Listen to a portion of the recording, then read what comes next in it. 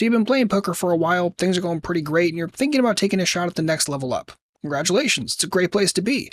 But when should you take that shot? And how much money do you need to take that shot? And what should be your strategy for moving up fully to that next limit? Or worse, if that shot goes poorly, when should you move back down? Well, let's talk about that today. Good morning, how are we doing today? My name is James Sweeney, aka SplitSuit. Welcome back to another video. And today, let's talk about shots through the lens of a question that was recently asked on the Red Chip Poker Discord. So Gang Jins asked the following: how do you know when you're ready to move up stakes? In my case, I'm a recreational player playing 2NL and playing 2 tables of it. I bought in with 20 bucks, ran it up to 50 bucks. So when should I move up to 5NL? So the Cliff Notes answer to this question is 15-2. And because that makes no damn sense, I'll explain it, but keep in mind this is a hyper-personal question, and the answer is, it depends. It's very, very personal to you, how much money you have right this moment, how much money you make outside of poker that you can throw into a poker bankroll, or maybe don't have much to be able to do so, how much money you make in poker right this moment, what your goals are with poker, what your overall comfort level is with money and risk. So it's a very personal decision. There's not a one-size-fits-all answer, but 15-2 is my answer.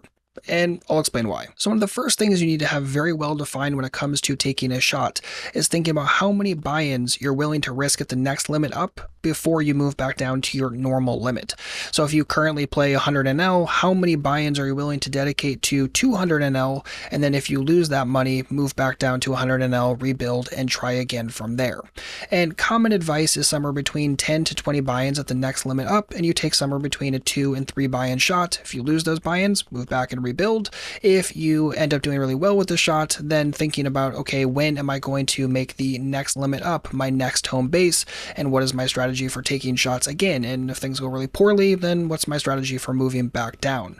A lot of players don't really know what their numbers are for this, and if you're in the same boat, I would highly suggest starting a little bankroll management document for yourself and writing out momentarily what is your bankroll, what is your overall strategy, what is your overall plan for moving up, moving down, taking shots, because most people don't have objective numbers to work with, whereas if you start this document, it's going to force you to put some words down and start defining what numbers you're comfortable with and what you think is going to work best. And that's what brings us to 15-2. So for most players, I'm going to suggest once you have 15 buy-ins for the next limit up, you should take a 2 buy-in shot. If the 2 buy-in shot goes well, continue playing that next limit up. If the 2 buy-in shot goes poorly, aka you lose it, then rebuild it at the lower limit, and then rinse repeat this until you finally have that shot take succeed, and then start grinding up at the next limit, and again get back into the 15-2, thinking about the next limit after that and when you can start taking shots there. I think 15-2 is very, very good advice overall.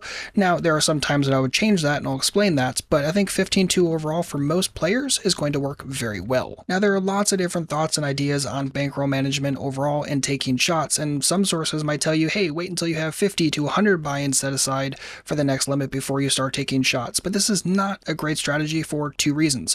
One, it doesn't take into account that we do have an aggressive move down strategy or move back to our default limit, so it's not like we're just saying, okay, we're gonna spew off 20 buy-ins at the shot and then just completely tank ourselves. That's not it.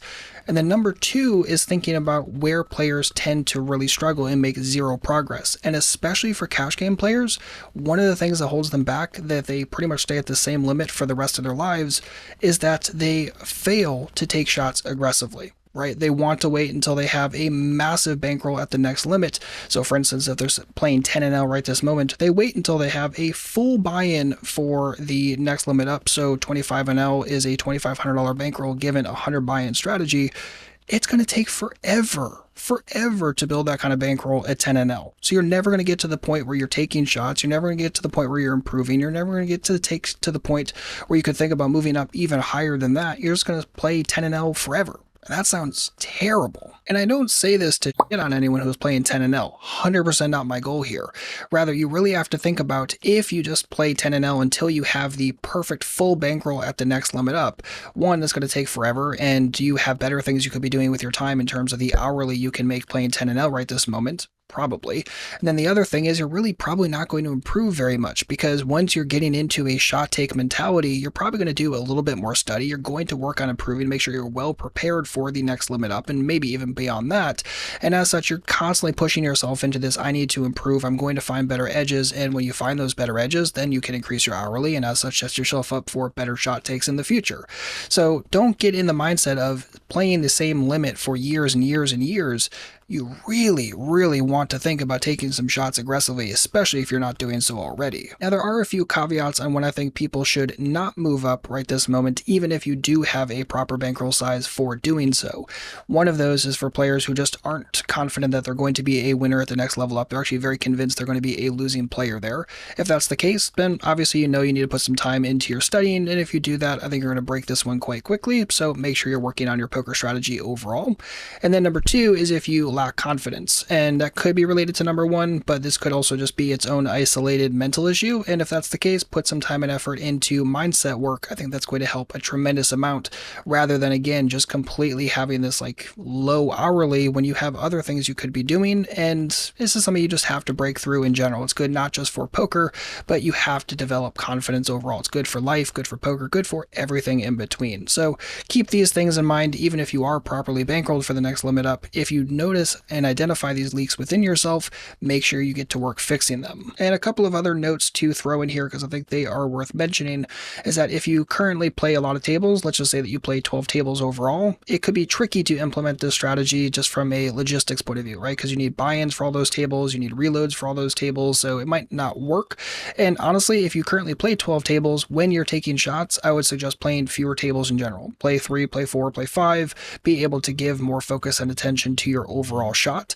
And same thing actually if you play in fast games. So let's just say you play like Zoom or something like that, I would be even more aggressive with my bankroll strategy and my shot taking strategy, because I'm playing 1, maybe 2 tables.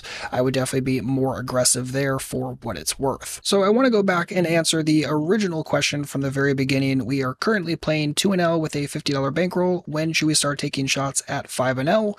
Honestly, right this moment, take a 2 buy-in shot. If you lose it, continue rebuilding at 2-0 until you have 50 bucks again, rinse, repeat, go from there.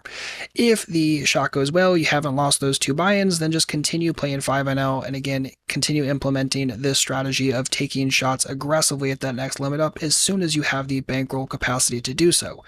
Now, you might be saying, wait a second, that's not 15-2. And you're 100% right. The reason why I'm implementing a 10-2 strategy here is because we are in the smallest limits, and we have a big issue in very, very micro games, and that's rake. The rake is typically very, very high, which is not great, which means we want to get out of these complete rake trap limits as soon as we possibly can.